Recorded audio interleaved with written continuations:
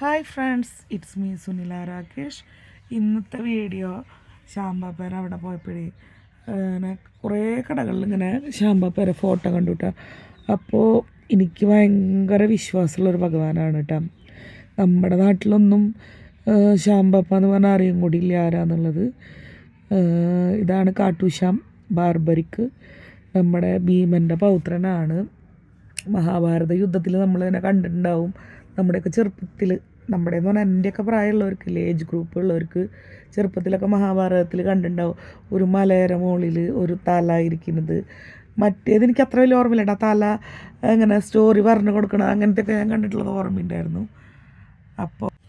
അപ്പോൾ ആളാണ് കേട്ടോ കാട്ടൂശ്യാം എന്ന് പറയണത്. കൃഷ്ണന് മഹാഭാരത യുദ്ധത്തിലെ ഈ ശാമ്പാപ്പേരെ കയ്യിൽ 3 അമ്പുണ്ട്. ആ 3 അമ്പ് മാത്രം ഉണ്ടെങ്കിൽ മഹാഭാരത യുദ്ധം അന്ന് അവസാനിക്കുക, അങ്ങനെയായിരുന്നു. പക്ഷേ ആൾ എപ്പോഴും ആളുടെ അമ്മയ്ക്കൊരു വാക്ക് കൊടുത്തിട്ടുണ്ടായിരുന്നു, ഞാൻ ഏത് ഭാഗത്താണ് ശക്തി ഇല്ലാത്ത അവരുടെ കൂടെ നിൽക്കും എന്നുള്ളത്. അപ്പോൾ ആൾ ആരുടെ ഭാഗത്താണോ നിൽക്കുന്നത് അവർ ജയിക്കും. അപ്പോൾ പിറ്റേ ദിവസം മറ്റവരുടെ കൂടെ നിൽക്കും, അങ്ങനെയാണ് സംഭവിക്കുക.